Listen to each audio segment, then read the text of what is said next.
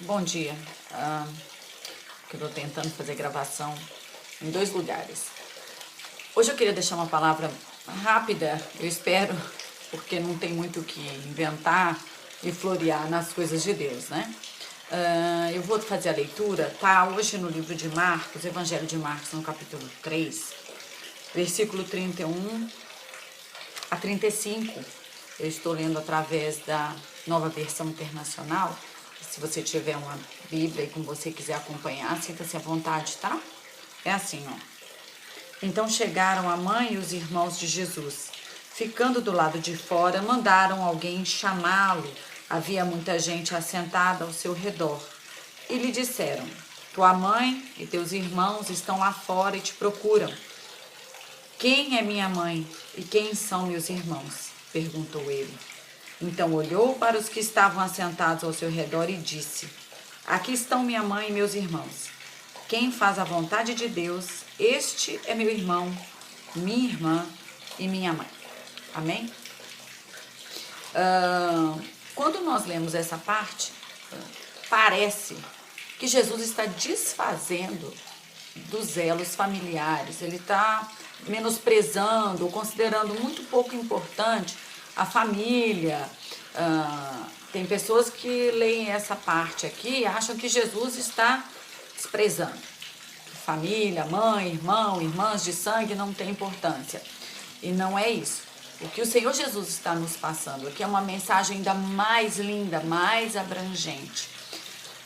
Talvez você esteja ouvindo, vendo essa gravação e na sua vida você tem mãe, pai e irmãos.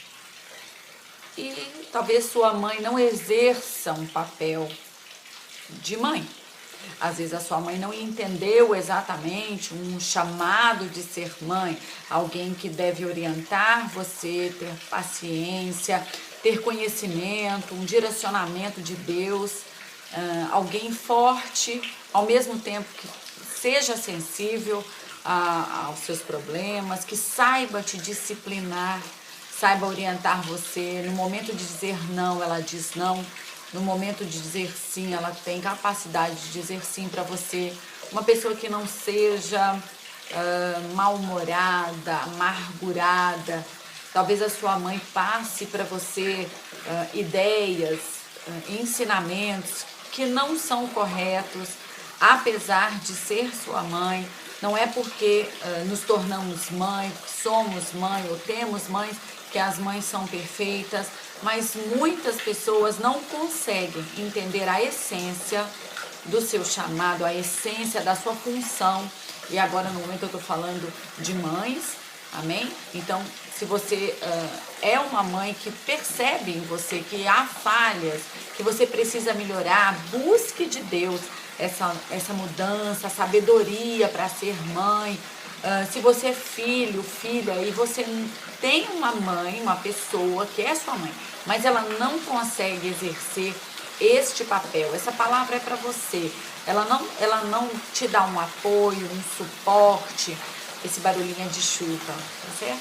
Ela não consegue te dar, mesmo um pai, nós temos a ideia de um protetor, alguém que nos guarde, que nos oriente, que também nos exorte, alguém que tenha paciência, conhecimento, que tenha sabedoria.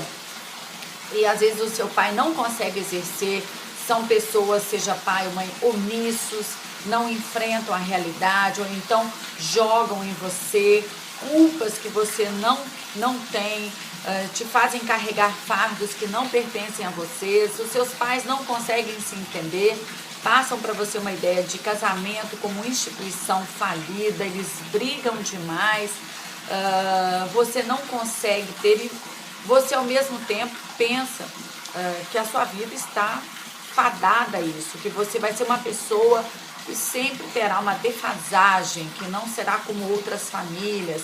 Se você que está ouvindo às vezes pai ou mãe e exerce o seu papel, mas tem filhos que não reconhecem, que não honram a vocês, que não dão valor, que não têm respeito, que desprezam, não têm amor, e você pensa que a sua vida é dessa forma, que você precisa aceitar uma defasagem emocional em você, é para você essa palavra também. E é essa a mensagem que Cristo quer passar aqui. Quando ele está ali, então, ministrando com pessoas, e chega sua mãe, Maria, e seus irmãos, são vínculos familiares. Jesus nasceu de Maria, ele tinha irmãos, filhos também de Maria e José, então ele tinha esses laços como eu e você temos, um pai, mãe, irmãos, laços familiares, tio, tias, primas. Existiu isso na vida de Jesus também, porque ele veio para ser um exemplo completo de todas as coisas. Então, quando ele está ali, chegam avisando a ele que sua mãe e seus irmãos estão lá fora, aqui nessa parte, quando Cristo pergunta: quem é minha mãe? Quem são meus irmãos? E aí ele nos dá uma nova luz, uma nova oportunidade de termos laços, sim, não sanguíneos desta vez.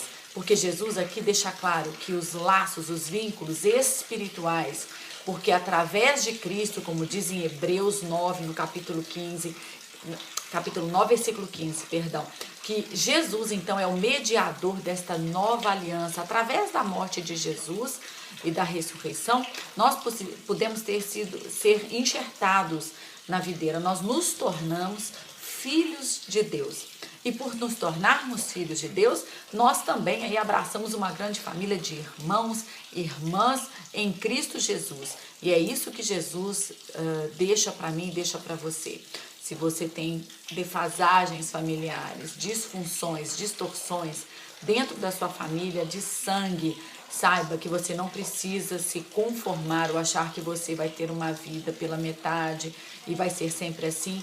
Receba de Deus hoje essa nova oportunidade que Jesus deixou aqui claro nesses versículos, que é mais importante, ou seja, precisamos dar mais valor do que temos dado muitas das vezes aos laços espirituais. Nós temos um Pai zeloso, um Pai espiritual que é Deus, que cuida, que sabe de todas as nossas necessidades e entende o nosso íntimo muito mais que nós mesmos muitas das vezes.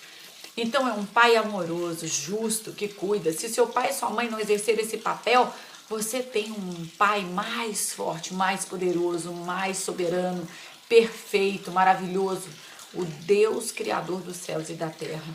E através dessa ligação, você também recebe irmãos e irmãs, não de sangue, mas com vínculos espirituais. E é isso que Jesus está falando. Todo aquele que obedece a Deus, ele diz, são os meus irmãos.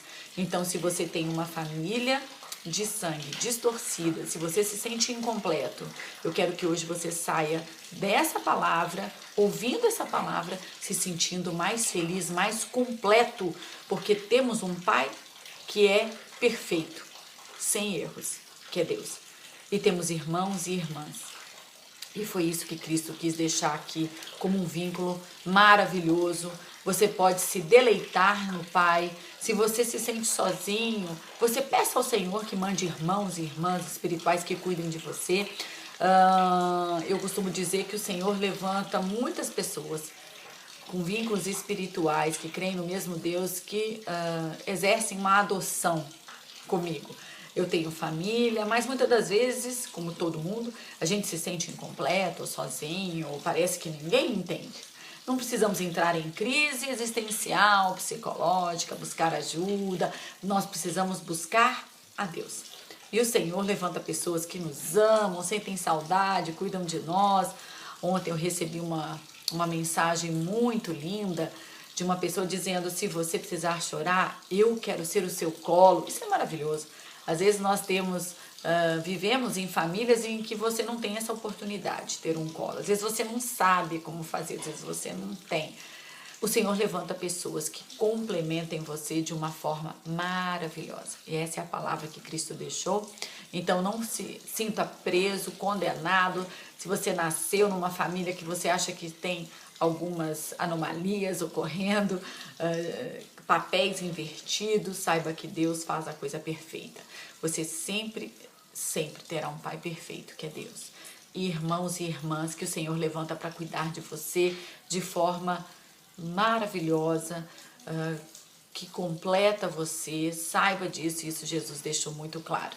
Se você decidiu servir a esse Deus e de repente a sua família se voltou contra você, não se sinta abandonado, injustiçado, a vida não me entende, as pessoas não gostam de mim. Esse caminho não tem muito resultado positivo, esse caminho vai te atrasar, vai atrapalhar as bênçãos de Deus na tua vida. Viva a palavra como Cristo deixou. E agora eu quero ler mais um pouquinho em Marcos 10, versículo 29. Jesus diz assim, então, está conversando com Pedro. Respondeu-lhe Jesus: digo-lhes a verdade, ninguém que tenha deixado casa, irmãos, irmãs, mãe, pai, filhos ou campos, por causa de mim e do evangelho, deixará de receber 100 vezes mais já no tempo presente, ou seja, agora, no momento que você está vivendo. Você não vai deixar de receber 100 vezes mais casas, irmãos, irmãs, mães, filhos e campos, e com eles perseguição. E na era futura, a vida eterna. Isso é quando nós nos encontrarmos com o Senhor e fecharmos os olhos aqui na terra, nós temos a nossa vida eterna. Então eu quero que você saia de onde você está hoje, depois dessa palavra, se sentindo completo.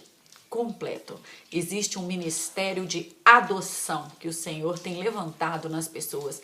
Essas pessoas vão te adotar, essas pessoas vão amar você. A adoção, muitas das vezes, produz elos mais fortes, mais prolongados e verdadeiros do que os elos naturais, elos familiares. De forma alguma estamos desfazendo de algum elo familiar aqui, não é isso.